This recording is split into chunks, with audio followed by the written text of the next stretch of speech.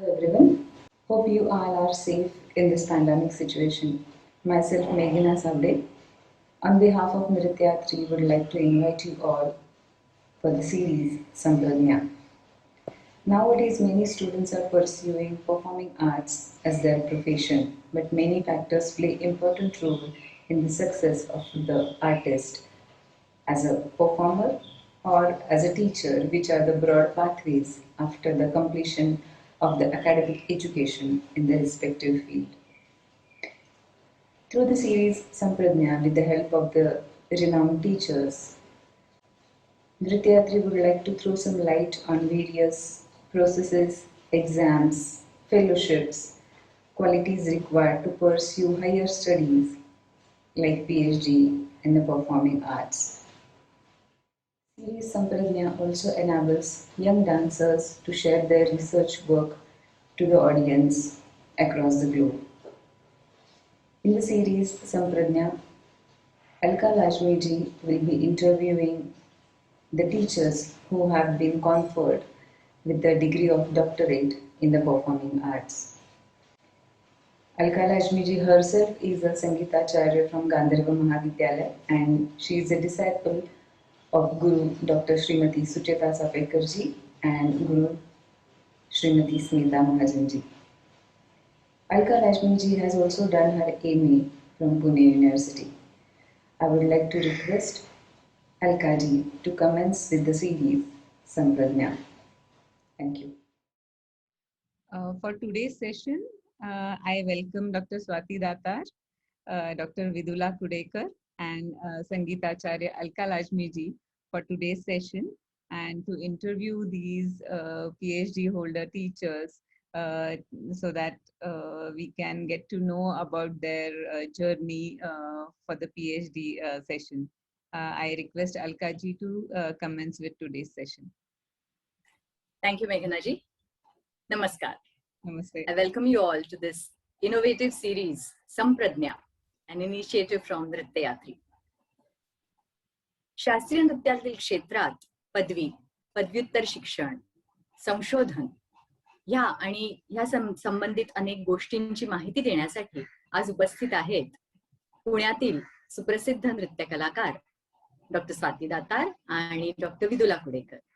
नमस्कार स्वातीताई. नमस्कार विदुलाजी. नृत्यात्रीतर्फे आपलं सहर्ष स्वागत. नमस्कार. या दोन्ही दिग्गज कलाकारांची मी थोडीशी ओळख करून देते. भरतनाट्यम क्षेत्रातील उत्तम नृत्यांगना, आचार्या व संगीत संरचनाकार अशी प्रसिद्धी मिळवलेल्या डॉक्टर स्वाती दातार यांनी नृत्याचे शिक्षण प्रथम गुरु श्रीमती सुचेता जोशी आणि गुरु श्रीमती प्रेरणा देसाई यांच्याकडून घेतलं. गुरु श्रीमती मैथिली राघवन यांनी स्वातीताईंच्या कलात्मकतेला विविध पैलू दिले. स्वरदा नृत्य संस्था ही पुण्यातील एक लोकप्रिय नृत्य संस्था जी गेली 30 वर्ष स्वातीताईंच्या कुशल मार्गदर्शनात नृत्याचे विविध प्रयोग, सुंदर प्रयोग सादर करत आहे आणि उत्तम नृत्यांगनाही घडवत आहे. डॉक्टर विदुला कुडेकर या ज्येष्ठ कथक गुरु श्रीमती प्रभा मराठे यांच्या शिष्या. गुरु पंडित मुन्नालाल शुक्ल, गुरु जयश्री जंगम तसेच गुरु सुचेता नातू यांच्याकडूनही विदुलाजींनी कथकचं नृत्याचं शिक्षण घेतलंय. ज्येष्ठ गुरु क्षमाताई भाटे यांच्याही मार्गदर्शनाचा लाभ विदुलाजींना मिळालेला आहे. प्राणफुले, ब्रह्मानंद, ओंजळ अशा अनेक सृजनशील संरचना त्यांनी सादर केलेल्या आहेत. त्याचबरोबर लहान मुलांसाठी पपेट शोज करणं, बालनाट्य लेखन करणं आणि अनेक मासिकांमधून नृत्याबद्दलचे लेख लिहिणं हे विदुलाजींचं इतर क्षेत्रातील कार्य. तर आता आपण आपल्या विषयाकडे वळूया. स्वातीताई, तुम्ही पुणे विद्यापीठातून नृत्य विषयात पदवी प्राप्त केली. तसंच टिळक महाराष्ट्र विद्यापीठ आणि गांधर्व महाविद्यालय याच्यातनं पदव्युत्तर शिक्षण घेतलं. स्वातीताई, मला सांगा, तुमच्या नृत्य शिक्षणाचा प्रवास कसा झाला? म्हणजे सुरुवातीपासून नृत्यातील परीक्षा देणं हा त्याच्यात सहभाग होता का काही वर्ष नृत्य शिकल्यानंतर तुम्ही नृत्यातील परीक्षांकडे वळलात? नमस्कार अलका. नमस्कार मेघना. या सगळ्या प्रोजेक्ट बद्दल सर्वप्रथम तुमच्या दोघींचं खूप अभिनंदन. माझा नृत्याचा प्रवास हा 1972 मध्ये सुरू झाला. प्रथम नृत्य शिक्षणासाठी मी सुचेता जोशी यांच्याकडे जायला लागले आणि 72 पासून 1991 पर्यंत म्हणजे जवळपास 19-20 वर्ष मी फक्त नृत्य प्रात्यक्षिकाचा सराव करत होते. त्याचे शास्त्र किंवा लेखी स्वरूप ज्याला आपण म्हणतो तर त्याच्याशी तोंड ओळख होती क्लासमध्ये थोडीफार असलेली, पण त्याचा अभ्यास सविस्तर अभ्यास असा मी नव्हता केलेला तोपर्यंत. आणि 91 साली मी पुणे विद्यापीठामध्ये ललित कला केंद्रात BA ही पदवी घेण्यासाठी प्रवेश घेतला. तिथून नृत्याच्या शास्त्राचा सखोल अभ्यास व्हायला सुरुवात झाली असं मी म्हणेन. आणि प्रात्यक्षिक आणि शास्त्र याची सांगड कशी घालायची हे मला तिथे अभ्यास करत असताना समजलं. त्याच्यानंतर मी गांधर्व महाविद्यालयातून अलंकार ही पदवी घेतली आणि नंतर टिळक महाराष्ट्र विद्यापीठातून MA ही पदवी पण घेतली. या सगळ्या प्रवासामध्ये ही जाणीव जी होती ती अधिक प्रगत होत गेली आणि त्याचा विद्यार्थिनींना मार्गदर्शन करताना खूप जास्त उपयोग व्हायला लागला. MA करत असतानाच माझी तत्वज्ञान या विषयाशी पण ओळख झाली, कारण तो विषय एक तिथे अभ्यासासाठी होता. नाही, अशा पद्धतीने शास्त्र शिकत असताना वेगवेगळ्या इतर त्याच्याशी रिलेटेड गोष्टी, इतर काही विषय यांची पण ओळख होत गेली आणि कलाकार म्हणून आपल्या कक्षा विस्तारायला, विचार प्रगल्भ व्हायला या सगळ्याचा मला खूप उपयोग झाला. विदुलाजी, मला वाटतं आपणही कथकचं शिक्षण पारंपरिकरित्या घेतलं, म्हणजे जास्त प्रॅक्टिकल ओरिएंटेड अशा रीतीने घेतलं आणि नंतर तुम्ही मला वाटतं तुमचं मास्टर्स कथक मधनं टिळक महाराष्ट्र विद्यापीठातनं केलं. तर असं तुम्हाला का आणि केव्हा करावं असं वाटलं? म्हणजे असं विशिष्ट काही कारण होतं का की आता मी पदवी घ्यावी ह्या क्षेत्रातली असं? हो, माझं थोडंसं सगळ्यात पहिल्यांदा मी मेघना, अलका आणि स्वातीताई तिघांना अभिवादन करते. आणखीन तुम्ही हा खूप छान उपक्रम राबवत आहात, मला खरंच ते आवडलं. आणखीन I really thank you for inviting me in this your new venture. तर माझं स्वतःच तसं बघायला गेलं तर मी जवळजवळ 49 ते 50व्या वर्षी मी MA केलं. ह्याचा अर्थ मी शिकत नव्हते असं नव्हतं. मी साधारणपणे वयाच्या 8व्या वर्षापासून गुरु प्रभा मराठेंकडे कलाछायामध्ये शिकत होते. त्यावेळेला गुरु मुन्नालाल शुक्ल पण त्यावेळेला तिथं होते आणि ते आम्हाला शिकवायचे. आणखीन दरवर्षी पंडित बिरजू महाराजजी आमच्या क्लासमध्ये यायचे आणि समाव काय की क्लासमध्ये ते यायचे आणि ते आमची परीक्षा घ्यायचे. तर प्रभाताईंनी त्यावेळेला स्वतः म्हणजे क्लाससाठी किंवा कलाछायासाठी त्यांचा स्वतःचा असा एक सिलेबस डेव्हलप केलेला होता. तर तो डेव्हलप केलेला त्यांनी केलेला सिलेबस फक्त कलाछायाच्या विद्यार्थिनींसाठी होता आणि त्या परीक्षा मी देत होते. म्हणजे असे आपल्या पब्लिक ज्या म्हणतो ना आपण की गांधर्व महाविद्यालय किंवा any other institutional exams, university exams, ते आमच्यासाठी मी कधीच ते दिलेलं नव्हतं. पंडित बिरजू महाराजजी यायचे, ते दरवर्षी आमचं मॅथ्स बघायचे, खूप सजेशन्स द्यायचे, खूप नवं शिकवायचे. ही सगळी प्रोसेस त्यावेळेला होत होती, पण परीक्षा असं नव्हतं. आणि स्वातीताई म्हणल्या त्याप्रमाणे की त्या ठिकाणी त्यावेळेला आम्हाला थिअरी किंवा त्याचं शास्त्र ह्याच्याविषयीचं ज्ञान नव्हतं असं नाही, पण त्याचं काही पुस्तक आहे किंवा त्या संदर्भामध्ये काही एक वेगळा विचार करून त्याची सांगड घातली गेली पाहिजे प्रॅक्टिकलची, हे थोडंसं त्यावेळेला कमी होतं. आणि प्रभाताईंनी स्वतः तो कोर्स डेव्हलप केलेला असल्यामुळे आम्ही बाकीच्या कुठल्या परीक्षा देण्याचा प्रश्नच उद्भवला नाही. आणि मग ह्याच पद्धतीने माझं शिक्षण चालू होतं. ते जवळजवळ कॉलेज संपेपर्यंत. आणि त्या काळात, निदान माझ्या काळात तरी, कॉलेज संपल्या लग्न व्हायचं.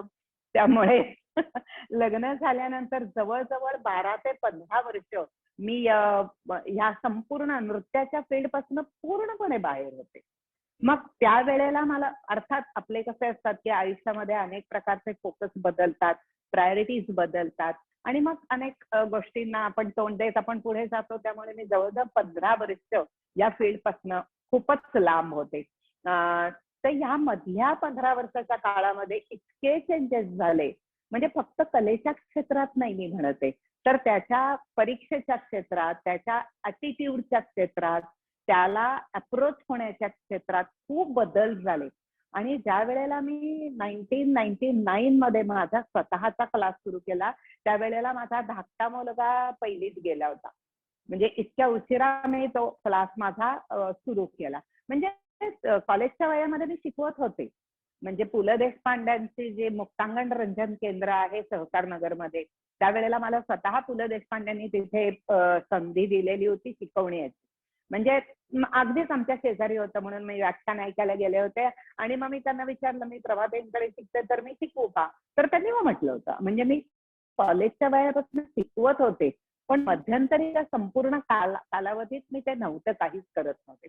तर मग जेव्हा मी पुन्हा एकदा करायला सुरुवात केली, त्यावेळेला मला असं लक्षात येत आलं की मला येतंय खूप, म्हणजे निदान मला तसं वाटत होतं, पण त्याचं ते संपूर्ण नॉलेज कंपाईल नाहीये. ओके, इथं तिथं असं विस्कळीत आहे. त्याच्यानंतर ते इन्सफिशियंट आहे आणि ते ह्या काळाला योग्य ठरत नाहीये. तर मग माझ्या समोर दुसरा कुठला पर्याय राहिला की मी कुठली तरी डिग्री घेणं आणि परत एकदा माझं नॉलेज आणखी शास्त्र आणखी प्रॅक्टिकल ह्याचं एकमेकांशी संधान साधणं, ह्याला मला डिग्री आणि शिवाय पर्याय नव्हता. आणि मग मी विचार केला की आता परत एकदा कलाछायामध्ये जाऊन परत कलाछायाचाच सिलेबस शिकायचा, आणि मग त्याच्यापेक्षा मी कुठल्या तरी फॉर्मल युनिव्हर्सिटीमध्ये जावं आणि एखादी डिग्री घ्यावी.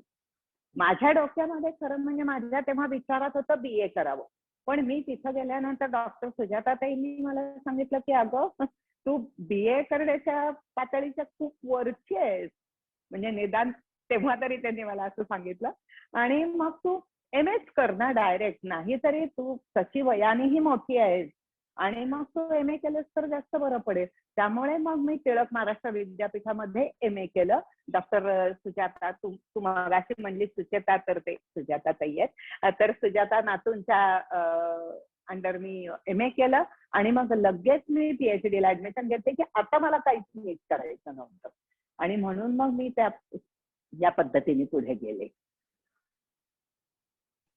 तुमच्या दोघींचाही प्रवास इतका छान आहे. म्हणजे कुठेतरी मला असं तुमच्या दोघींच्या बोलण्यातनं जाणवलं की पारंपरिक ह्याच्यातनं आपण जेव्हा शिकत असतो, म्हणजे स्पेशली आपल्या पिढीच्या ज्या आपण शिकलो, तिथे कुठेतरी तुम्ही म्हणलात तसं की नॉलेज असतं, पण ते एक स्ट्रीमलाईन झालेलं नसतं, कंपार्टमेंटलाइज झालेलं नसतं. मग ते कुठेतरी आपल्याला या युनिव्हर्सिटी लेवलच्या कोर्सेसमध्ये परहॅप्स आपल्याला ते मिळतं.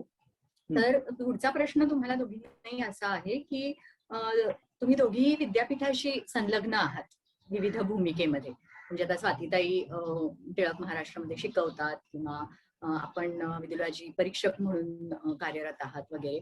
तर त्या संदर्भात मग ह्या विद्यापीठांमधले कोर्सेस जे असतात, अभ्यासक्रम जे असतात, ते साधारणपणे कशा पद्धतीचे असतात, आणि त्याच्यात म्हणजे ऍडमिशन घ्यायला काय पात्रता साधारण, ऑफकोर्स प्रत्येक युनिव्हर्सिटीची एलिजिबिलिटी क्रायटेरिया वेगळी असते, पात्रता हे वेगळं असतं, पण साधारणपणे म्हणजे एक अजिबातच कोणी शिकलेलं नाहीये नृत्य, तर त्यांना मिळू शकते का, त्यांना मिळू शकतो का प्रवेश विद्यापीठातल्या कोर्सेसमध्ये वगैरे, अशी काही तुम्ही माहिती देऊ शकाल का स्वातीताई?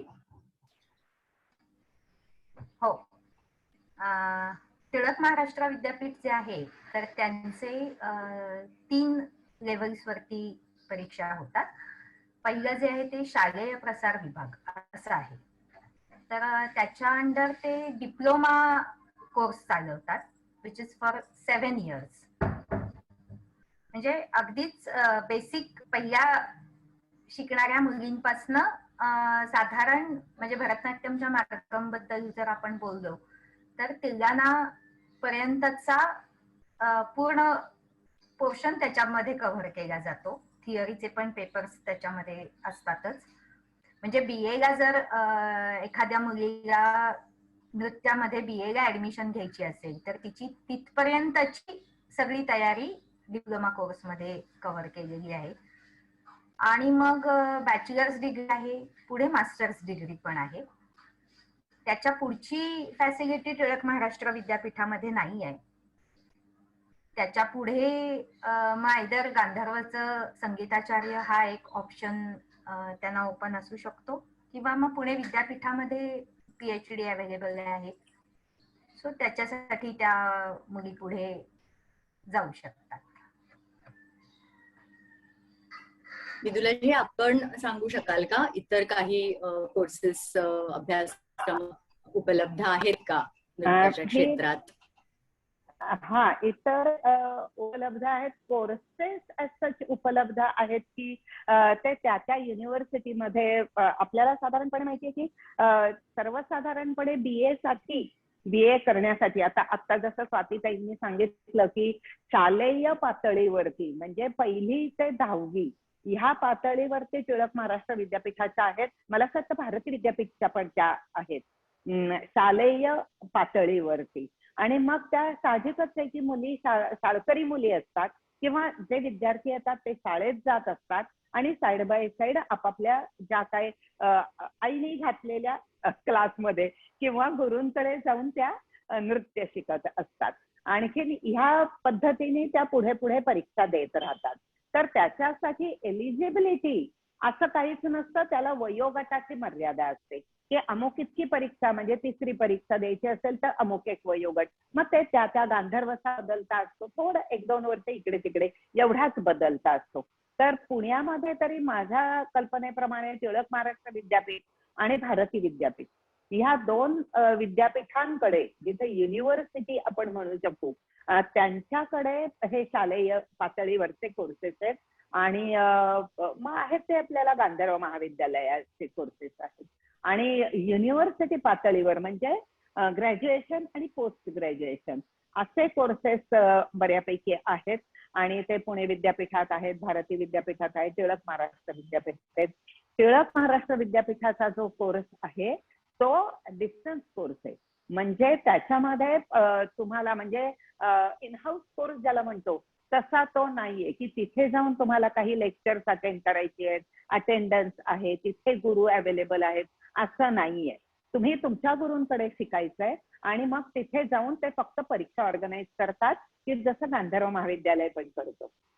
आणखीन मग शालेय पद्धतीचा आता काही प्रश्नच येत नाही, पण युनिव्हर्सिटी BA आणखीन MA तर त्याच्यासाठी एलिजिबिलिटी ही आहे की BA ला जर टिळक महाराष्ट्र विद्यापीठामध्ये ऍडमिशन घ्यायचे असेल तर त्यांनी एक स्पेसिफिक पोर्शन दिलेला असतो आणि त्याचे ऑडिशन घेतात. मला असं वाटतं की हे सरसकट सगळीकडेच असावं, कारण पुणे विद्यापीठामध्ये पण तेच आहे, भारतीमध्ये पण तेच आहे. फक्त टिळक महाराष्ट्र विद्यापीठामध्ये फरक काय पडतो तर तिथे गुरु कोणी अपॉइंट केलेले नाहीयेत की ह्या 2, 4, 5 गुरूंकडे तुम्हाला शिकता येईल. तुम्ही तुमच्या गुरूंकडे शिका आणि इथे ते फक्त परीक्षा ऑर्गनाईज करतात. हा थोडासा त्या दोन्ही इन्स्टिट्यूशन मध्ये फरक आहे. आणि मला टिळक महाराष्ट्र विद्यापीठामध्ये अशी इंटरनल कोर्स नसल्यामुळे आता तिथं UGCच्या नियमांनी PhD करता येत नाही. नाहीतर माझी PhD टिळक महाराष्ट्र माझ्यापर्यंत ते आलं होतं, पण आता त्यांनी ते केलेलं नाहीये. पण ते प्रयत्न करतायत, त्यांना जर त्याची परवानगी मिळाली तर ते नक्की त्याचा प्रयत्न करणार आहेत. पण तरीही तुम्हाला जर का एखादा विषय क्लब करायचा असेल तर मुळामध्ये PhD करताना तुम्हाला त्या विषयामध्ये मास्टर्स डिग्री लागते. म्हणजे मी जर कथक नृत्यामध्ये MA केलं असेल तर मला कथक नृत्यामध्ये PhD करता येते. त्यामुळे कित्येक वेळेला असं पण होऊ शकतं की सायकोलॉजी आणखी म्हणजे इंटरडिसिप्लिनरी असं जे म्हणू की MA इन सायकोलॉजी झालंय, पण साइड बाय साइड मला कथक नृत्य पण किंवा एखाद्या शास्त्रीय नृत्य नाचता येतं किंवा त्याचा अभ्यास मी बऱ्यापैकी केलेला आहे, मी अलंकार आहे, आणि मग मला 2 विषय क्लब करून PhD घेता येते, पण मग ती अंडर क्लासिकल डान्स मिळत नाही, ती MA सायकोलॉजी म्हणजे सायकोलॉजी डिपार्टमेंटच्या अंडर मिळते. शिवाय टिळक महाराष्ट्र विद्यापीठामध्ये इंडॉलॉजी डिपार्टमेंट आहे. इंडॉलॉजी डिपार्टमेंटच्या अंडर म्हणजे इंडियन कल्चर किंवा इंडियन संस्कृती ह्या शिकण्याचे त्याच्यामध्ये कोर्सेस आहेत. त्या डिपार्टमेंटला जाऊन तुम्हाला काही पण परत एकदा ते इंडॉलॉजीच्या अंडर PhD मिळते, नृत्याच्या अंडर PhD मिळत नाही. त्यामुळे ज्यांना नृत्याच्याच अंडर PhD मिळवून पुढे काही सरकारी पातळीवर किंवा काही प्रिव्हिलेजेस हवे असतील तर तिथे मात्र थोडासा टिळक महाराष्ट्रामध्ये काही असता तरी जायचं नाही. विदुलाजी, मला एक सांगा की आत्ताच आपण या म्हणजे ग्रॅज्युएशन, पोस्ट ग्रॅज्युएशन आणि इव्हन डॉक्टरेट लेवलचा आपण नृत्याच्या क्षेत्रातील अभ्यासक्रमाबद्दल बोललो, तर खरंच म्हणजे एक 7-8 वर्ष 10 वर्ष मुलींनी शिकून नृत्य, कुठलंही शास्त्रीय नृत्य, मग पदवी घेणं किंवा त्याच्या पुढचं शिक्षण घेणं, फॉर्मल एज्युकेशन जसं आपण युनिव्हर्सिटी, तर त्याचे थोडेसे फायदे काय असतील? म्हणजे what exactly are they going to gain from that? कारण बेसिक तर शिक्षण झालेलं असतं 7-8 वर्ष 10 वर्ष शिकल्यावर, मग युनिव्हर्सिटी मधली डिग्री घेऊन what is it going to add to their dance असं वाटतं तुम्हाला? हा, युनिव्हर्सिटीकडे गेल्यानंतर आता मी माझा अनुभव सांगते की मी जे तुम्हाला म्हटलं की मला प्रॅक्टिकल नॉलेज खूप होतं, म्हणजे निदान मला तसं वाटत होतं, शास्त्राचं ज्ञानही होतं, पण त्या दोघांची सांगड घालणं, ओके, एक नॉलेज आपलं कंपाईल करणं, आणखीन ते त्या पद्धतीने पुढे नेणं, आज कितीही नाही म्हटलं तरी सुद्धा डिग्रीच्या मिळालेल्या सर्टिफिकेटला थोड्याफार प्रमाणामध्ये कुठल्याही क्षेत्रामध्ये चंचू प्रवेश करण्यापुरतं का विना पण त्याला निश्चित महत्व आहे.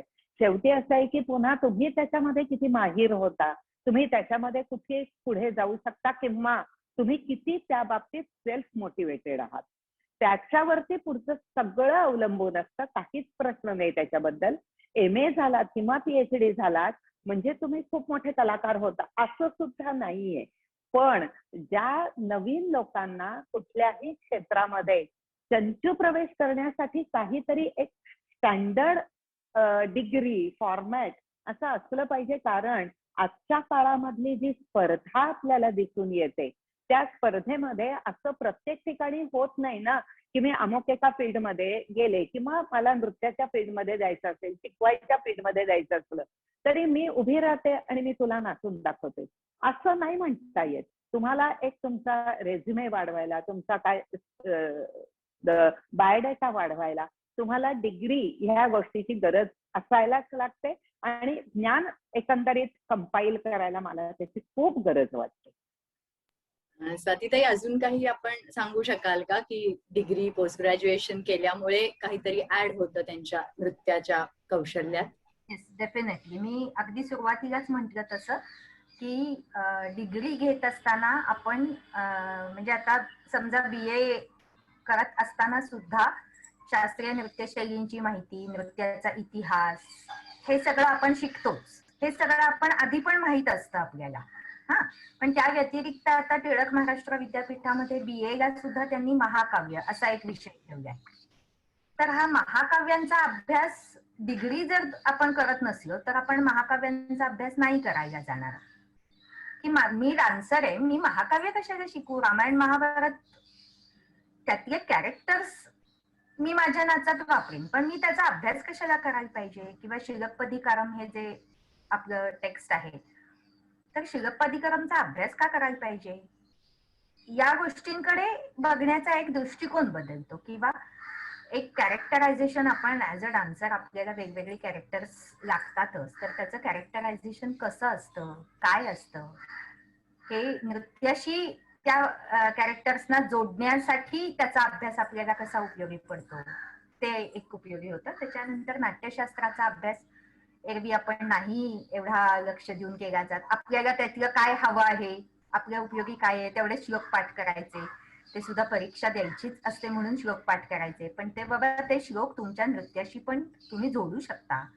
मग ते श्लोक शिकल्यानंतर नृत्याकडे बघण्याचा एक वेगळी दृष्टी तुम्हाला मिळते, वेगळे आयाम मिळतात. असं थोडंसं डिग्रीमुळे फरक पडतो, नक्कीच पडतो. आता तुमच्या दोघींचेही इतके छान विषय होते, इतरांचेही असतील इतके सुंदर विषय. तर हे जे प्रबंध सबमिट करतात ज्या युनिव्हर्सिटीमध्ये, तर ते इतर नृत्याच्या विद्यार्थ्यांना त्याचा ऍक्सेस असतो का? म्हणजे वाचायला हवे असतील तर ते कुठे उपलब्ध असतात का? कारण आता प्रत्येक युनिव्हर्सिटीमध्ये असतील त्यांचे प्रबंध, पण मला जर दुसऱ्या स्टेटमधल्या कुणाचे जर थिसिस वाचायचे असतील तर is it available now online? हो हो, आहेत, असे अवेलेबल आहेत. आपल्या इंडियन थिसिस साठी शोधगंगा अशी UGCची साईट आहे. आणखीन इंटरनेटवर तुम्ही आपण शोधगंगा टाकलं की ते आपोआप येतं. त्याच्यानंतर academia.education अशी ही American commercial social networking website आहे. तर त्याच्यावर अनेक प्रकारचे रिसर्च पेपर्स अक्षरशः दिवसाला म्हणजे नृत्याच्या संदर्भात 20-20, 50-50 रिसर्च पेपर त्याच्यावर अपलोड होत असतात. तिसरी आहे ती रिसर्च गेट म्हणून आहे. ही European commercial social networking site आहे. तर त्याच्यावरही आपल्याला खूप प्रकारचे म्हणजे आपण विषय टाकावेत आणि त्याच्यामध्ये अवेलेबल असावं अशी परिस्थिती आहे. अजून एक आहे ती गुगल स्कॉलर आहे. तर ही फ्रीली ऍक्सेसिबल वेबसर्च इंजिन आहे आणि हे स्कॉलरी आर्टिकल्स किंवा लिटरेचर साठी आपल्याला अवेलेबल आहे. त्याच्यानंतर जेस्टोर म्हणून आहे, हे digital library for academic journals and book याच्यासाठी आहे. तर ह्या ज्या साईट्स आहेत त्याच्यावरती जाऊन तुम्ही रजिस्टर केलं, तुमचे विषय टाकले, तुमची आवड कशात आहे टाकली, म्हणजे त्याच्यावरती रजिस्टर केलं की तुम्हाला अनेक प्रकारचे रिसर्च पेपर आपोआप त्याच्या नोटिफिकेशन येतात, ते दिसतात, ते येतात आणि त्याच्या PDF फाईल तुम्हाला घेता येतात, वाचता येतात. म्हणजे जे आपल्याला आपला विषय निवडण्याच्या बाबतीत आपण म्हणतोय ना, तर ते आपल्याला खूप याच्यामध्ये सोपं पडतं. त्याच्यानंतर संगीत नाटक अकॅडमीच्या खूप साईट आहे. म्हणजे संगीत नाटक अकॅडमीची जी साईट आहे त्याच्यावरती सुद्धा आपल्याला खूप रिसर्च पेपर दिसून येतात. तुम्हाला पेपर रीड करता येतात. तुम्ही एखादा जर का रिसर्च पेपर लिहिलात तर ते त्यांच्या फॉर्मॅटमध्ये बसवायचं किंवा बसवतात, ती सांगतात की कशा फॉर्मॅटमध्ये बसवा, कशा लिहा, पद्धतीने लिहा आणि ते लिहून तुम्ही अपलोड सुद्धा करू शकता. म्हणजे ह्या सगळ्या ज्या मी साईट बघितल्या, तर माझ्या कथकचा जो काय मला विषय हवा होता त्याच्यासाठी मला कथक आणि बाकीच्या सायकोलॉजी अशा हव्या असल्यामुळे मला ह्या सगळ्या साईटवरनं जगभरच्या आर्टिकल्स मला वाचता आली, थिसिस वाचता आली. त्यामुळे ह्या अतिशय उपयोगी आहेत आणि ह्याच्यावर जरूर रजिस्टर करावं मुलांनी. आणखीन विद्यार्थ्यांना खूप याच्यावर वाचता येणार आहे. ही खूपच महत्वाची माहिती दिली आपण.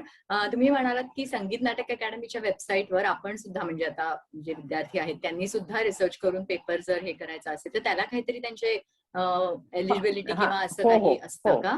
हो हो, संगीत नाटक अकॅडमीसाठी त्यांची एलिजिबिलिटी लागते किंवा मुळात असं आहे की त्या साईटवर जाऊन तुम्हाला बघायला लागतं की प्रत्येक साईटची किंवा प्रत्येक त्या याची एलिजिबिलिटी काय. ओके ओके, ते तुम्हाला बघायला लागतं आणि ते त्यांच्या तिथे मिळतं. बाकीच्यांच्या मध्ये पण मिळतं. आणखीन शोधगंगेवर तर तुम्हाला डेझर्टेशन किंवा PhD किंवा हे अपलोड आपोआपच केलं जातं. तुमचा झाला थिसिस की अपलोड होतो. संशोधन हा कुठल्याही विद्याक्षेत्राचा भाग असतोच आणि असावाच. तर त्याच्याही क्षेत्रात संशोधन हे होत आहे. तर त्यासाठी नेमकं काय करायला हवं? म्हणजे आता विद्यार्थिनी असतात तर त्यांनी संशोधनाकडे जर त्यांना वळायचं असेल तर बेसिकली कशा पद्धतीने त्यांनी ते अप्रोच करावं? म्हणजे काय टूल्स त्यांना, काय कौशल्य हवं त्यांच्याकडे आणि काय प्लॅटफॉर्म्स अवेलेबल आहेत रिसर्चसाठी? म्हणजे PhD हे एकच आहे का इतरही त्याच्यापूर्वी काही छोटे छोटे ते विषय घेऊन संशोधन करू शकतात असं आपण सांगू शकाल का विदुलाताई? मग आपण हो, स्वातीताईंकडे वळूया. हो. तू पहिला प्रश्न परत एकदा सांगतेस, रिपीट करतेस? मला नाही. हा, म्हणजे संशोधन नृत्याच्या क्षेत्रात होत आहे, पण जर एखाद्या विद्यार्थिनीला करायचं असेल संशोधन, तर नक्की तिने कसं ते अप्रोच केलं पाहिजे? How should she approach it? म्हणजे विषय निवडायचा किंवा त्याच्यासाठी काय करायला हवं? हा, एक तर पीएचडीचं संशोधन जर करायचं असेल तर तुमचं वाचन म्हणजे खूपच जबरदस्त पाहिजे. ओके, तुमचा जरी विषय प्रॅक्टिकलशी रिलेटेड होत असला तरी सुद्धा तुमचं स्वतःचं वाचन आणि त्या संदर्भातलं लेखन ह्याच्यावरती जास्त, कारण तुम्हाला शेवटी नृत्य करून दाखवलं तरी तो प्रॅक्टिकलचा भाग राहतो, पण थिसिस तुम्हाला रिटर्न करायला लागतो, म्हणजे राईट करायला लागतो आणि तो संपूर्ण सब्जेक्ट तुम्हाला लिहूनच काढायला लागतो. त्यामुळे तुमचं रायटिंग स्किल उत्तम असलं पाहिजे आणि तुमचं रीडिंग खूप पाहिजे. तर रीडिंगच्या बाबतीमध्ये मी तुला जे म्हटलं ते की ते अत्यंत गरजेचं अशासाठी आहे की एकतर मुळामध्ये पीएचडी करतानाचा अतिशय महत्वाचा आणि छान भाग असा असतो की आपलं शास्त्रीय नृत्य हे परंपरेवर अवलंबून आहे. तर पूर्वसुरींनी काय काय काम करून ठेवलंय हे तुम्हाला सतत आणि सातत्याने वाचत राहायला लागतं. अनेक आर्टिकल्स वाचायला लागतात, पेपर्स वाचायला लागतात, पीएचडी थिसिस वाचायला लागतात आणि त्या वाचनातनं तुम्हाला पुढे पुढे कळत जातं की आपल्या पीएचडीचा, आपल्या संशोधनाचा विषय कसा युनिक करता येईल, जो वेगळा करता येईल. कारण तो जर आधीच्या कोणी घेतलेला असेल तर तो तुमचा रजिस्टरच होत नाही. आणि त्याच्या पुढचीही बाजू एक मजेशीर असते, छान असते की एकदा तो विषय तुमच्या नावावर रजिस्टर झाला की ते दुसरं कोणीही घेऊ शकत नाही, हे पण असतं. आणि म्हणजे मग तुमच्यावर अशी जबाबदारी राहते की मी जर चूज केलेला विषय, मी जो काय गोल चूज केलेला आहे सब्जेक्टचा, तो अचीव करण्यासाठी, तो पुरेपूर देण्यासाठी, पूर्णत्वाला नेण्यासाठी मला खूप वाचायला पाहिजे, खूप मेहनत घ्यायला लागते. तर वाचन हे खूप मोठं महत्वाचं साधन पीएचडी करण्यासाठी आहे असं मला नेहमीच वाटतं. अजून स्वातीताईंना काही सांगायचं हो, असेल? स्वातीताई, आपण मला वाटतं सेमिनार्स मध्ये वगैरे खूप पेपर रीडिंग करता.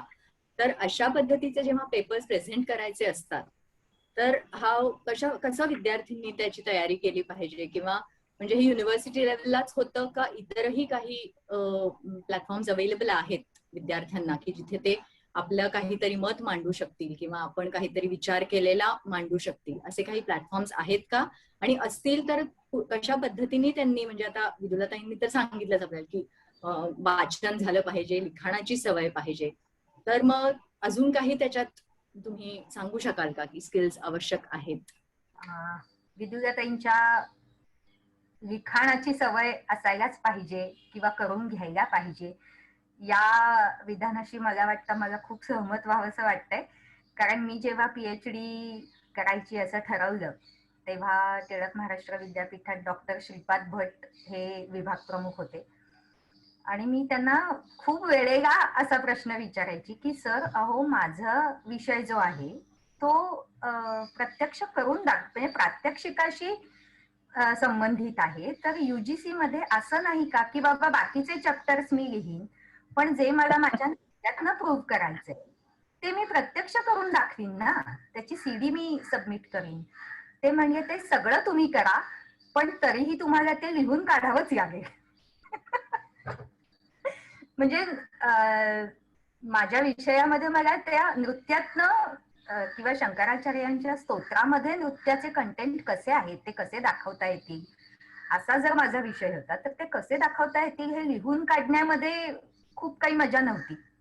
ते परफॉर्मिंग आर्टिस्ट आहोत आपण, त्यामुळे ते करून दाखवण्यातच मजा होती. पण तरीही मला ते लिहिणं प्राप्तच होतं, त्यामुळे मला त्याची सवय करूनच घ्यावी लागली. आणि दुसरी गोष्ट, मुळातच रिसर्च करायचंय, पीएचडी करायची आहे. हे करण्यासाठी ना प्रत्येक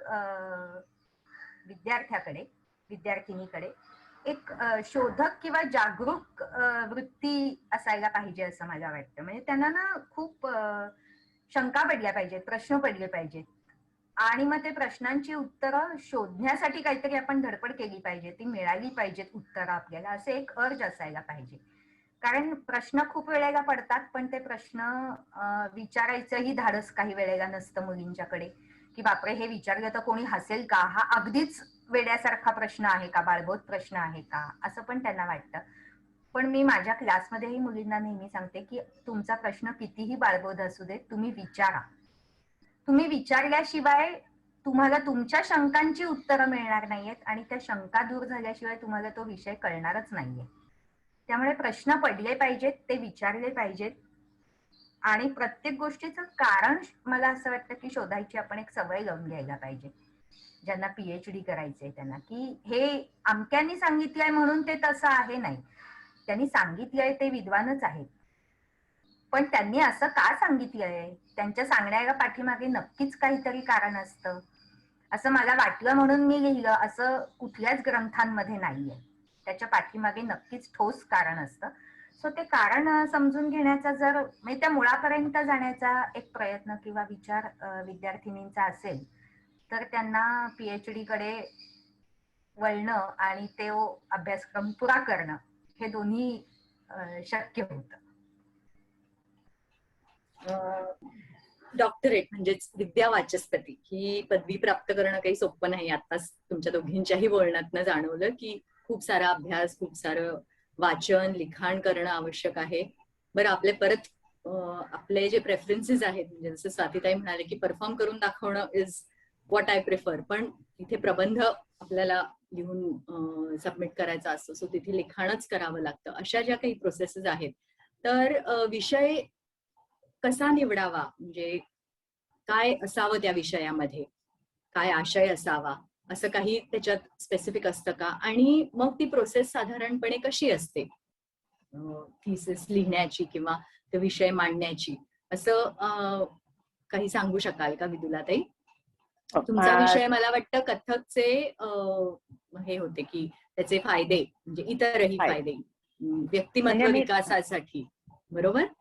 म्हणजे मी सायकोलॉजी आणि कथक नृत्य याचं क्लब, असं 2 विषय मी क्लब केले होते.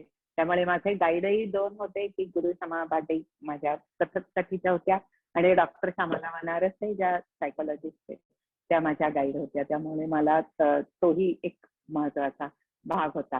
तर विषय कोणता आणि कोणी पीएचडी करावी, तर पीएचडी कोणालाही करता येते ज्याच्याकडे मास्टर्स डिग्री आहे कथकची किंवा दुसऱ्या कुठल्या विषयात ज्याची असेल ती.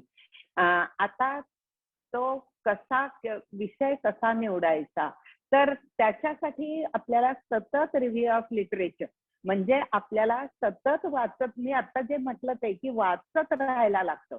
वाचत तुम्ही असल्याशिवाय, म्हणजे जे आपल्याकडे म्हटलं जातं ना वाचाल तर वाचाल, ती ही खरंच तसं घडतं की तुम्ही जर सतत वाचत असाल तर आपोआप तुम्हाला तुमची आवड काय आहे, काय आवडतंय मला स्वतःला, हे आपल्याला आपोआप कळायला लागतं. आणि मग हळूहळू तुम्हाला तुमची आवड काय आहे हे कळायला लागलं की तुमचा विषय सापडत जातो. कारण शेवटी असं आहे की मला 5 वर्ष एखाद्या विषयामध्ये खरं नॉलेज घ्यायचंय, तो जे काय मला जर्नी करायची आहे ती एकला चालो रे टाईप जर्नी आहे. तुमच्या बरोबर तुमचे गाईड असतात, खूप लोक असतात, त्याच्याबद्दल काहीच प्रश्न नाही, पण गाईड टीचर नसतात. तुम्ही डिस्कस करू शकता, तुम्ही त्यांच्याबरोबर खूप चर्चा, वाद इथपर्यंत करू शकता, पण तुमचा मार्ग हा तुम्हाला शोधायचा असतो.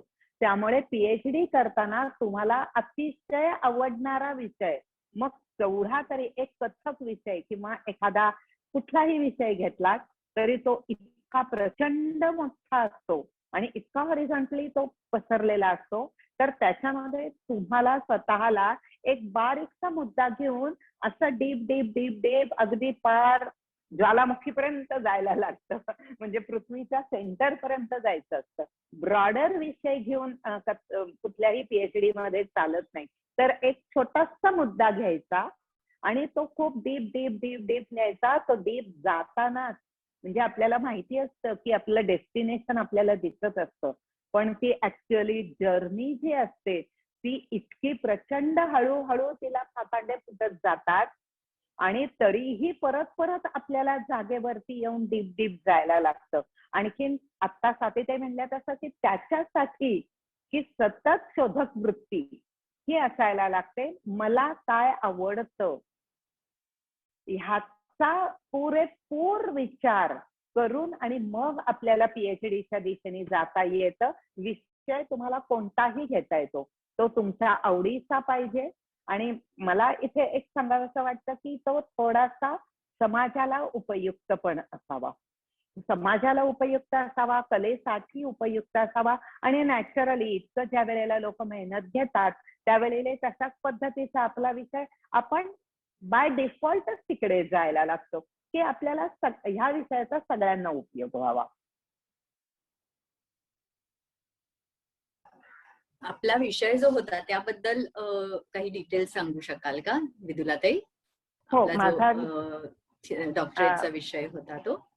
मग म्हणजे पीपीटी प्रेझेंटेशनच दाखवू का मी? हा, चालेल. आपण ते पीपीटी प्रेझेंटेशन बघूया.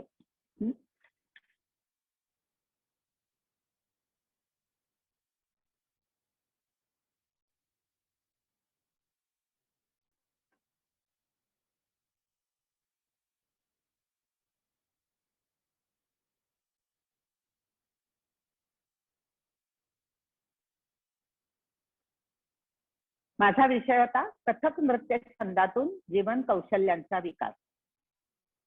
It is generally observed that students who strive to learn the aesthetic and artistic aspect of Kathak Nritya not only excel in the dance form but easily imbibe life skills and develop their inborn talent. So I felt a need to find practical answer to this question through research. The question is, what is the relationship between the personality development and the mystical experience that you get through the art of dance? So these are 5 domains of our personality. I worked on physical, mental, intellectual, and emotional aspects of personality development. Social development has not been included in this research. Now we will go to micro level. Okay, to measure these 4 aspects, I choose 2 theories. One, Howard Gardner's theory of multiple intelligence. Every person has these mental abilities. These are linguistic, spatial, musical, naturalistic, kinesthetic, mathematical, inter and intrapersonal, and existential. So, for know which intelligences found to be developed by practicing Kathak. Now, the second theory. This is the definition of life skills given by WHO and UNICEF. Abilities are adaptive and normative behavior that enable individuals to deal effectively with the demands and challenges of today. WHO gives life skills and the list of the life skills. Okay, this life skills you will get this list in Balabharati Teacher's Handbook. So again, I want to know which skills are found to be developed as a result of practicing Kathak Nritya during growing age. So for that, I compared 2 groups. One Kathak group and the another one is non-Kathak group. So I compared these 2 groups. To compare it, I conducted 3 paper pencil tests for mental, intellectual, and emotional quotient, and physical tests for physical abilities, because I want to prove it statistically, whatever may be the result. Now, this is the result. Here you will see Kathak students are much better than non-Kathak students. Their physical, mental, intellectual abilities are better than non-Kathak students. But emotional ability level of both the groups is same. Okay, so in my thesis, in my research, it is proven that Kathak students are better in agility, kinesthetic ability, balance, strength, stamina, spatial ability, logical and divergent thinking, reasoning, understanding, decision making, evaluation, linguistic ability, existential ability, mathematical, naturalistic, musical ability, and creative thinking. So there is a relationship between the personality development and the mystical experience that you get through the art of dance. So everyone who is interested should get opportunity to learn dance. Thank you. I will stop sharing. Thank you so much Vidulaji. नाही, खरंच म्हणजे या छोट्याशा PPT presentation मधनं मला वाटतं सगळ्यांना जे बघतील त्यांना अंदाज येईल की किती सखोल अभ्यास करावा लागतो. म्हणजे इट इज नॉट इझी. तुम्ही म्हणालात की मास्टर्स जे करतात त्यांना डॉक्टरेट करणं इज लॉजिकली पॉसिबल, पण खरंच ते सगळ्यांचं it's not everybody's cup of tea. स्वातीताई, तुमचा विषय मला वाटतं आदिशंकराचार्यांच्या स्तोत्राविषयी आणि त्याचं नृत्यातनं सादरीकरण असा होता. तर तोच विषय तुम्ही का निवडलात आणि तो कसा, म्हणजे how did you go about doing research in that, असं तुम्ही सांगू शकाल का? हो, ऍक्च्युली आपण रिसर्च या शब्दामध्येच मला वाटतं आपल्या हा जो सगळा प्रवास असतो तर त्याचं उत्तर असतं की रिसर्च म्हणजे find out again and again, again and again. So that is research. म्हणजे जी शक्यता मला दिसतीये ती पुन्हा पुन्हा पडताळून पाहिजे, त्याच्यावरती पुन्हा पुन्हा विचार करायचा. So do it again and again, that is research मला वाटतं. किंवा नोन टू अननोन असं पण आपण म्हणू शकतो की मला हे दिसतंय पण मला फायनली काय सापडणार आहे मला माहित नाहीये. मला शोधायचं एक काहीतरी असतं, मी ठरवलेलं असतं, पण तिथे पोचेपर्यंतचा प्रवास जो असतो त्या प्रवासात आपल्याला अननोन गोष्टीच जास्त सापडतात. त्या अननोन गोष्टी गोळा करत करत आपण नोन कडे जात असतो की मला हे हवंय, मग हे या सगळ्या बाकीच्या मिळतात या गोष्टी, ह्या गोष्टी मी त्याच्याशी जोडू शकते का, त्याच्यातनं मला जे हवंय ते मला शोधता येणार आहे का. सो हा जो प्रवास असतो ना, नोन टू अननोन किंवा रिसर्च, हे सगळं खूप छान इंटरेस्टिंग असतं. कारण आपण प्रत्येक वेळी त्याच्यात नवीन काहीतरी आपल्याला सापडत असतं, आपण नवीन काहीतरी मिळवत असतो. ते मिळवण्याचं जे समाधान असतं ते मला असं वाटतं की खूप जास्त असतं. तर माझा जो विषय होता की स्तोत्र वाङ्मयातील नृत्य, विशेष संदर्भ आदिशंकराचार्यांचे स्तोत्र, असा विषय होता. सो मुळात स्तोत्र वाङ्मय आणि नृत्य तर हे एकमेकाशी खूप कुठेतरी जवळीक आहे ह्या दोन्हीची. कारण एक नृत्य शैली मी सादर करते, मी त्याची अभ्यासक आहे, मी त्याची साधक आहे. तर या भूमिकेतून त्या नृत्यशैलीचा विचार करत असताना ना, कला आणि रसिक ही सांगड आपण कायमच घालत असतो नृत्य साधक म्हणून. तर प्रयोगजीवी कला जेव्हा आपण त्याला म्हणतो तेव्हा प्रत्येक प्रयोगामध्ये, प्रत्येक सादरीकरणामध्ये मला त्यातून काहीतरी नवीन शोधायचंय आणि मी जे काही नवीन शोधणार आहे माझ्या त्या साधनेतून, विचारातून, ते माझ्या प्रेक्षकांपर्यंत पोचवायचंय. सो हा संवादच असतो प्रेक्षकांबरोबरचा आपल्या.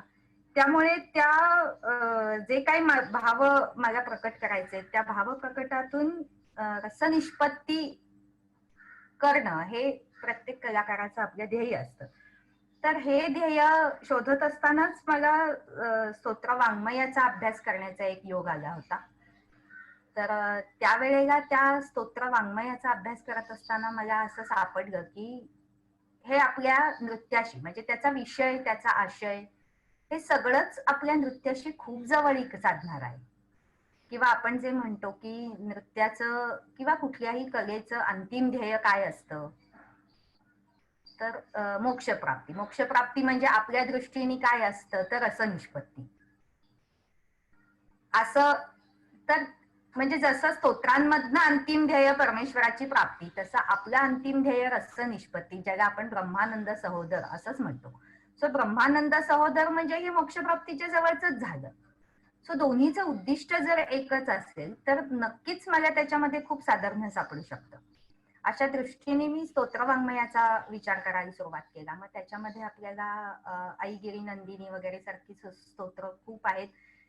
रावणकृत स्तोत्र आहे, जटाटवी ऐकल्यात जगात, तर त्या स्तोत्रांवरती नृत्य सादरीकरण केलेलं खूप ठिकाणी आपण बघतो, आपल्याला ते आवडतंही.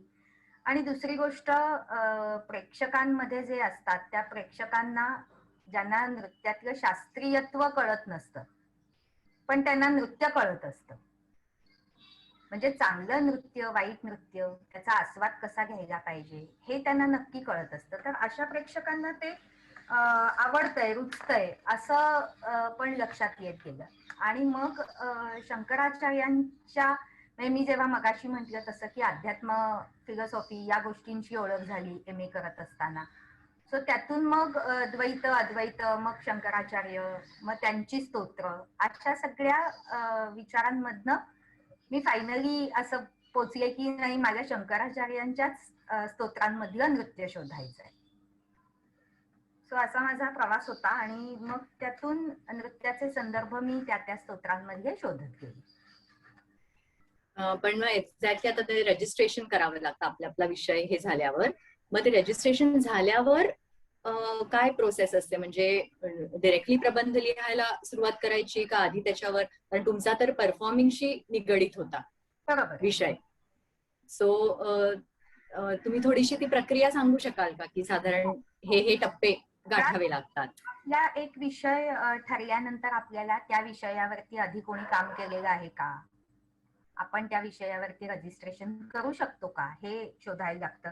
त्याच्यासाठी वेगवेगळ्या साईट्स आहेत. शोधगंगा.com म्हणून एक आहे, त्याच्यानंतर एन्सायक्लोपीडिया एक आहे, त्याच्यानंतर गव्हर्नमेंट.वेबसाईट अशी पण एक वेबसाईट आहे की जिथे आधी केलेली जी कामं आहेत काही लोकांनी रजिस्ट्रेशन ज्यांनी केलेली आहेत.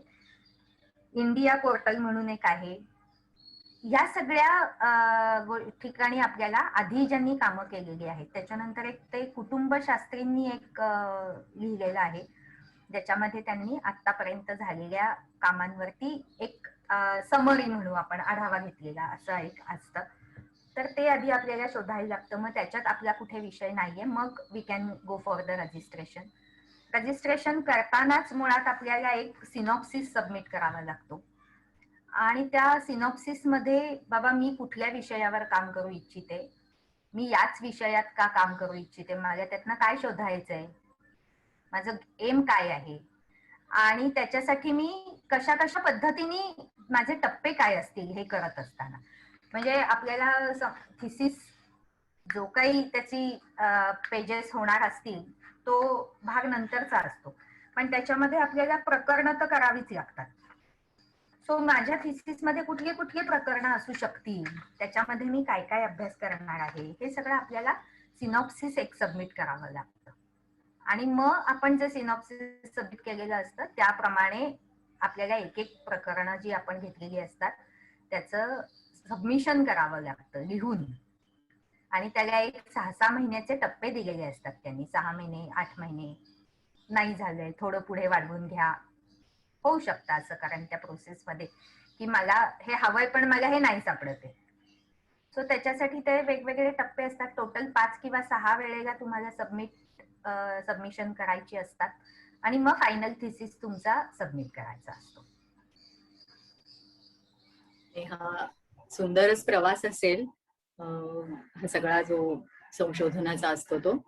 कारण स्वातीताईंनी म्हटल्यासारखं रिसर्च, पुन्हा पुन्हा त्याच्यावर विचार करणं, त्याच्यातले नवीन आयाम काहीतरी सापडतातच आपल्याला, त्याचा आस्वाद घेत पुढे जाणं. तर ह्या पूर्ण प्रवासात नक्कीच काहीतरी अविस्मरणीय अनुभव तुम्हाला दोघींनाही आले असतील. तर काही some of them may be a little hilarious also. एखाद 2 अनुभव आम्हाला नक्कीच ऐकायला आवडतील. विदुलाजी, आपण शेअर करू शकाल का काही तुमचे मेमोरेबल एक्सपिरियन्स? ज्या वेळेला मी मुलींच्या टेस्ट घ्यायला जात असे, मी जवळजवळ 300 मुलींच्या टेस्ट घेतल्या. पूर्ण पुणे भरती, मी जे म्हटलं की मला कम्पेअर स्टडी करायचा होता, त्यामुळे मला टेस्ट घ्यायला लागायच्या. तर काही 150 मुली कथक नृत्य शिकणाऱ्या होत्या आणि 150 मुली कुठल्याही प्रकारचं नृत्य किंवा गायन, संगीत किंवा स्पोर्ट्स ह्यातलं काहीही न करणाऱ्या होत्या.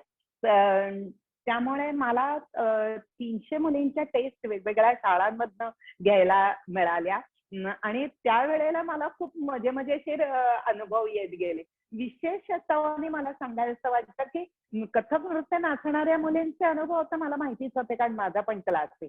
त्यामुळे त्याच्याविषयी मला संपूर्णपणे कल्पना होती की काय पद्धतीने येणार आहेत. पण ज्या वेळेला मी शाळेत जायची त्यावेळेला त्या मुली मला असं टेस्ट घेताना सांगायच्या बरं का, तर खरं म्हणजे ना मॅडम मी नाच शिकत होते. म्हटलं हो, मग आता काय सोडलंच का? नाही, मी खूप लांब राहते ना. म्हणजे असं ते सांगायच्या. बरं, मग घराच्या शेजारी कुठला क्लास नाहीये का? नाही, अभ्यास खूप असतो ना मला. म्हणजे हे दुसरं कारण. आणि मग म्हटलं अगं पण मग बाकीच्यांना पण असतो अभ्यास, ज्या खेळतात वगैरे असं. मी म्हटलं की मग त्या सांगायच्या, आजी नाही म्हणते, बाबा जाऊ देत नाहीत. म्हणजे ही पुण्यासारख्या ठिकाणी परिस्थिती आहे. म्हणजे सुरुवातीला त्या प्रोटेक्ट करायच्या बरं का, मी लांब राहते, नंतर मला अभ्यास खूप करायला लागतो, ओके ह्यासारखं. पण नंतर मग हळूच त्या असं म्हणायच्या की आजी म्हणते की नाचायला जाऊ नको, त्यापेक्षा चित्रकला शिक. म्हणजे त्यापेक्षा चित्रकला शिक हे मला जरा, म्हणजे चित्रकला शिक, त्या कलेबद्दल माझं काही म्हणणं नाही, पण ह्या पद्धतीचा जो अनुभव आहे तो मला खूप जाणवतो. आणि कथक नृत्य शिकणाऱ्यांच्या बाबतीमध्ये जेव्हा मी टेस्ट घ्यायला जायची ना, तर तेव्हा मी त्यांना सहज माझ्याकडनं एक प्रश्न विचारायचे, तुम्हाला नाचाची परीक्षा द्यायला आवडते का प्रोग्राम? असं विचारल्यानंतर सगळ्या एकमुखाने प्रोग्राम म्हणतात. ओके, हा. आणि मग परीक्षा द्यायला का नाही आवडत असं जर विचारलं, नाही म्हणजे आवडतं, पण त्या ज्या समोर ज्या परीक्षक ताई बसलेल्या असतात ना, हा, त्यांच्या चेहऱ्यावरचे भाव जर छान नसतील तर आम्हाला परीक्षा द्यायला आवडत नाही. म्हटलं अरे बापरे, म्हणजे नाचाची परीक्षा घेणाऱ्यांच्या चेहऱ्यावरचे सुद्धा भाव वेगळे असू शकतात. म्हणजे मला असं त्या मुलींकडनं जाणवलं. म्हटलं पण तुला आणि पुढे त्यांनी मला काय सांगितलं की आम्हाला बरोबर कळतं. म्हटलं काय कळतं? की आमचं नाचणं त्या ताईंना आवडलंय की नाही. म्हटलं हे कसं कळतं? काय म्हणल्या, त्यांच्या चेहऱ्यावर लगेच कळून येतं, आम्हाला सुद्धा कळते बॉडी लँग्वेज. म्हणजे इतकी बारीक बारीक त्या पटकन म्हणून जायच्या ना, मला हे खूप मजा म्हणजे मला हे खूप आवडलं की त्यांना बॉडी लँग्वेज शालेय वयामध्ये कळायला लागले. कारण माझा वयोगट 10 ते 18 असा वयोगट होता, म्हणजे 5वी पासून 12वी झालेल्या मुली. त्यामुळे ह्या ग्रोईंग एज मध्ये मुलींच्या टेस्ट घेतल्या होत्या. तर हे असे काही गमतीशीर अनुभव मला टेस्ट घेताना आले. बाकी लेखन करताना तर आता स्वातीताईंनी सांगितलं तसं आपल्याला जायचं असतं एका मार्गाला, मिळतो भलताच मार्ग आणि परत आपल्याला त्या मार्गाला यायला लागतं, असंही खूपदा होतं. म्हणजे मला असं वाटलं होतं की इमोशनल कोशंट याच्यामध्ये कथक मधल्या मुली कुठच्या कुठे असतील. कारण आपण म्हणतो ना की आपल्याला आपण एक्सप्रेस करतो स्वतःला, पण तसं नाही झालं. दोघांचे क्वेश्चन सारखेच आले आणि मग मला उलट फाइंड आउट करायला लागलं की मग असं का झालं असेल, की दोघांचे क्वेश्चन, दोन्ही गटांचे क्वेश्चन सारखे का. आणि मग त्याच्यासाठी मला श्यामलाताई आणि समाताईंची खूप चर्चा करायला लागली, खूप लागली. म्हणजे आपल्याला फाइंड आउट एक केलेलं असतं, एक आपल्या मनात असतं, मिळतं काहीतरी भलतंच, हे असं होतं. बरोबर आहे. हायपोथेसिस आपला जो असतो तो तशाच पद्धतीने आपल्याला at the end of the study हे येईलच असं सांगता येत नाही. स्वातीताई, आपले काही अनुभव आपण शेअर करू शकाल का? हो, मुळात माझा स्वातीताई एक मिनिट बोलायच्या आधी माझ्या डोळ्यात एक काहीतरी गेल्यासारखं वाटतंय. मी जरा कॅमेरा बंद करते आणि मग जरा डोळे धुवून येते. Yes yes.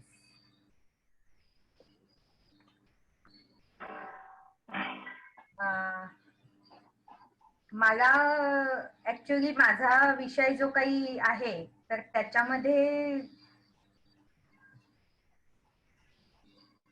इतर कोणाशी त्याचा काही संबंध होता, सोशल आस्पेक्ट हा त्याच्यामध्ये खूप कमी होता माझ्या विषयामध्ये. म्हणजे जे काही काम करायचंय ते मला करायचंय, त्या स्तोत्रामधलं आणि नृत्यामधलं साधर्म्य मला दाखवायचंय, हा माझा मुळात विषय होता. त्यामुळे माझा सोशल कोणाशी त्याच्यामध्ये फारसा संबंध नव्हता. हे सगळं काम करत असताना आपल्याला काही अडथळे तर येणारच असतात. ते आपण ऍक्च्युली गृहीतच धरायचे असतात. कुठलंही काम करताना असं काही होत नाही की मी सुरू केले आणि काहीच व्यत्यय न येताना सगळं पूर्ण झालं, असं तर होतच नाही. त्यामुळे ते छोटे मोठे जे काही अडथळे येणार असतात, हर्डल्स असतात, accept it and go forward असं हे ठेवलं तर ते सोपं जातं. पण या सगळ्या प्रवासात ना मुळात फिलॉसॉफी या विषयाची ओळख करून देणारे डॉक्टर वि. कुलकर्णी. तर त्यांच्याशी बोलताना या सगळ्या विषयावरती चर्चा करताना खूप नवीन नवीन काहीतरी माहिती ते अजून मिळत जायची आणि ती सगळी मिळतानाच ते अनुभव खूप छान असायचे. आणि दुसरं डॉक्टर शैला काळकर म्हणून एक आहेत, तर त्याही म्हणजे समर्थांवरती त्यांचा अभ्यास जास्त आहे आणि बाकी पण उपनिषद वगैरे त्याच्यावरती त्या लेक्चर्स वगैरे पण घेत असतात. तर त्यांच्याशी पण काही वेळेला मी चर्चा केली. तर अध्यात्म सहज सोपं करून ते आपल्या आयुष्याशी कसं जोडता येईल असा त्यांचा नेहमी विचार असायचा. आणि मला असं वाटलं की शंकराचार्यांच्या स्तोत्रामध्ये मला हेच सापडलं की त्यांनी अद्वैत हा त्यांचा सिद्धांत होता, पण अद्वैत दाखवताना सुद्धा त्यांनी पुन्हा सर्वसामान्यांना कळावं म्हणून ते सर्व देवतांची वर्णनं सगुण रूपात केली आहेत. सो हे तत्वज्ञान आहे, अद्वैत हे तत्वज्ञान आहे, पण ते पुन्हा मला माझ्या आयुष्याशी जोडायचंय. मग आयुष्याशी मी अद्वैत तत्वज्ञानात नाहीच ना नृत्य दाखवू शकत.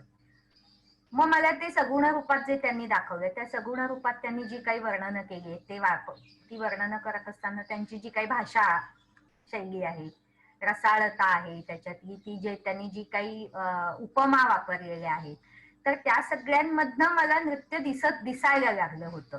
सो माझ्या शोधण्याचा विषयच मुळात तो होता. आणि माझ्या गाईड होत्या डॉक्टर मंगला मिरासदार. सो त्या मुळात संस्कृत हा त्यांचा विषय होता आणि म्हणजे कौटिल्य अर्थशास्त्र हा त्यांचा विषय होता शिकवण्याचा. पण त्यांचा एकंदर तत्वज्ञान किंवा या विषयाचा पण अभ्यास होता आणि त्या सगळ्याचा शंकराचार्यांवरती त्यांचा अभ्यास होता.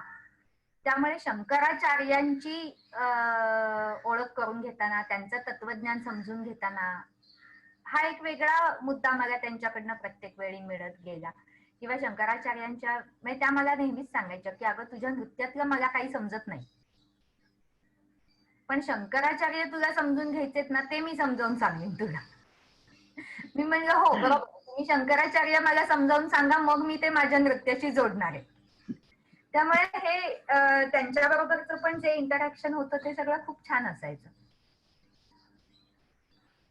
हा सगळा प्रवास झाल्यानंतर तुम्हाला पर्सनल लेवलवर तुमच्या पुढच्या प्रवासात म्हणजे तुमच्या टीचिंग मध्ये किंवा तुमच्या लिखाणामध्ये किंवा तुमच्या प्रोडक्शन्स जे करता तुम्ही, संरचना करता, त्याच्यामध्ये काही बदल म्हणजे नक्कीच झाला असेल तर तो असा जाणीवपूर्वक काही तुम्हाला फील झाला का विदुलाताई?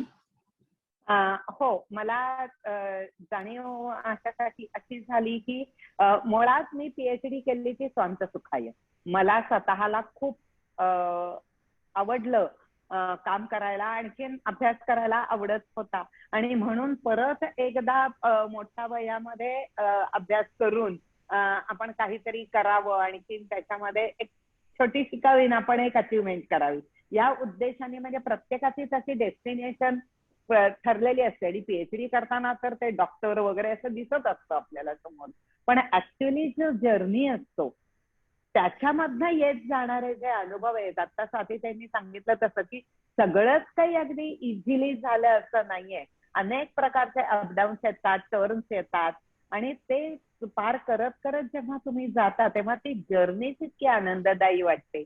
आणि मला तर प्रत्यक्ष अदरवाईजही मुलांच्या बरोबर मी स्वतःला बालकारणी समजते, कारण मी पपेट शोज करते, मी ड्रामाज लिहिते आणि मी कम्युनिकेशन मीडिया फॉर चिल्ड्रन हा SNDTचा कोर्स केला होता. त्यामुळे मी खूप लहानपणापासून म्हणजे जवळजवळ कॉलेजच्या वयापासून मी मुलांबरोबर 1979 आंतरराष्ट्रीय बालक वर्ष तेव्हापासून मी मुलांच्या बरोबर काम करतेय, मुलांबरोबर काम करणाऱ्यांबरोबर काम करतेय. त्यामुळे मी बेसिकली बालकारणी आहे. त्यामुळे मुलांच्या बरोबर काम करायला मिळालं हाच मुळामध्ये मला खूप मोठा आनंद होता, की सातत्याने मला त्यांची डेव्हलपमेंट बघता आली. आणि आज तू जे म्हणतेस की कशाचा काय अचीव झालं, तर मला हे अचीव नक्कीच झालं की शांतपणे आणि स्वतःची पेस घेऊन आपल्याला स्वतःची डेव्हलपमेंट करता येते. काहीही गरज नाहीये की खूप भागलं पाहिजे, खूप धावलं पाहिजे, स्पर्धेमध्ये धावलं पाहिजे. आणि हा जो काही एक मला मिळालेला कॉन्फिडन्स आहे किंवा जी शांतता आहे, ती नॅचरली तो आनंद, ती शांतता मी मुलींवर आता ट्रान्सफर करू शकतेय असं मला माझ्याकडनं वाटतं. मुलींना वाटतं का किंवा त्यांच्या पालकांना वाटतं का हे मला माहिती नाही, पण थोडस शांततेने घेऊयात. आणखीन येतं, प्रत्येकाची पेस वेगळी असते आणि प्रत्येकाच्या इंटेलिजन्स प्रमाणे प्रत्येक जण पुढे जातं. सगळ्यांनी धावलं पाहिजे असं नाही, असं मी मुलांना सांगू शकते. खूपच छान विचार मांडला तुझी. स्वातीताई, आपला काय अनुभव होता पोस्ट डॉक्टरेट? तुम्हाला काय जाणवलं की काही विशेष बदल तुमच्या पर्स्पेक्टिव्ह मध्ये म्हणा किंवा शिकवण्यामध्ये? हो, पर्स्पेक्टिव्ह मध्ये फरक नक्कीच पडला. कारण नृत्य, त्याचं शास्त्र, त्याची परंपरा, त्याचं सादरीकरणातले वेगवेगळे आयाम हे सगळे तिथपर्यंत माहितीच होते. पण त्या सगळ्याला अध्यात्म जोडलं गेलं आणि अध्यात्म जोडलं गेल्यामुळे त्या सगळ्याला एक खूप बेस मिळाला. म्हणजे कोरिओग्राफी वेगवेगळ्या करत असताना सुद्धा बाबा त्याच्या मुळापर्यंत जा, त्यातल्या प्रत्येक बारकाव्यांचा विचार करा. मुळापर्यंत जाण्याची PhD मुळे जी सवय लागली ती सगळीकडे उपयोगी पडायला लागली. त्यामुळे त्या गोष्टी म्हणजे मुलींना शिकवताना पण असं झालं की अगं वरवर नका करू, हे पण घ्या, ह्याचा पण विचार करा, या पण गोष्टींचा विचार करता आला पाहिजे. सो मुलींना शिकवताना पण आणि कोरिओग्राफीज बसवताना पण या दोन्ही गोष्टींमध्ये खोलात जाण्याची आणखीन जास्त सवय लागली या अभ्यासामुळे. आणि अध्यात्माचाच हा विषय असल्यामुळे ती जोड पण त्या सगळ्याला पाठीमागे कुठेतरी आपोआपच जोडलं जायला लागलं. विदुलाजी, स्वातीताई, आज आपण आपल्या व्यस्त दिनचर्येतनं इतका वेळ आमच्यासाठी काढलात आणि मनमोकळ्या गप्पा मारल्यात. खूप सारी माहिती दिली जी आमच्या नृत्याच्या विद्यार्थिनींना नक्कीच मोलाची ठरेल. त्यामुळे आपले मनापासून आभार मानते. नृत्य यात्रीतर्फे पण माझ्या तर्फे पण आपले खूप खूप धन्यवाद. खूप धन्यवाद. आणि मला इथं बोलवलं त्याच्याबद्दल, तुमच्या प्लॅटफॉर्मवर बोलवलं त्याच्याबद्दल तुमच्या दोघींचे धन्यवाद. आणि खरंच तुमचा उपक्रमच खूप छान आहे. Yes. Nrityayatri has always, I think, been coming up with innovative series, always something new and thought-provoking. So thanks to Nrityayatri, Meghnaji. Thanks. आणि नृत्ययात्रीचा हा उपक्रम आपल्याला सर्वांना, प्रेक्षकांना आवडेल अशी आशा करते. आणि जर काही प्रश्न असतील तर ज्या तज्ञांना आपल्याला विचारायचे असतील ते आपण विचारू शकता. ते नक्कीच त्याचं उत्तर देतील. तर ईमेल ID आपल्या बरोबर शेअर केले जाईल. तर त्यावर ज्यांना तुम्हाला प्रश्न विचारायचे त्यांना त्यांचं नाव लिहून तुम्ही प्रश्न विचारू शकता आणि त्याचं उत्तर तुम्हाला मिळेल. तर पुन्हा एकदा सर्वांचे आभार. Thank you so much. धन्यवाद. धन्यवाद.